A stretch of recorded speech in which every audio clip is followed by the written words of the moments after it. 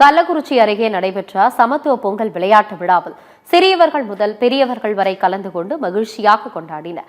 நகராட்சிக்கு உட்பட்ட 1வது வார்டில் திருமலை திருப்பதி நகர், மகாலட்சுமி நகர் மற்றும் தீப்பெட்டி தொழிற்சாலை நகரில் வசிக்கும் குடியிருப்போர் நலசங்கம் சார்பாக பொங்கல் தின சமத்துவ விளையாட்டுப் போட்டி நடைபெற்றது. இதில் சிறியவர்கள் முதல் பெரியவர்கள் வரை கலந்து கொண்டு மகிழ்ச்சியாக விளையாடினர்.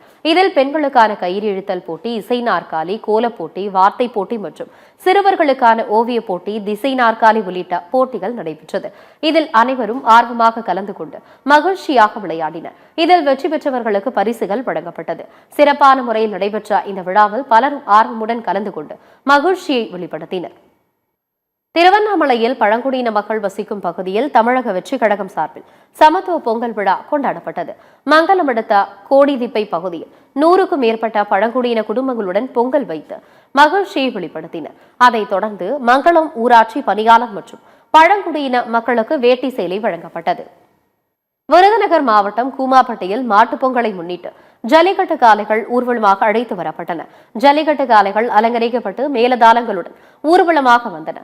உழவு தொழிலுக்கு உறுதுணையாக இருக்கும் காளைகள் மற்றும் பால் மாடுகளுக்கு உரிமையாளர்கள் நன்றி தெரிவித்து மாட்டுப் பொங்கலை கொண்டாடினர்.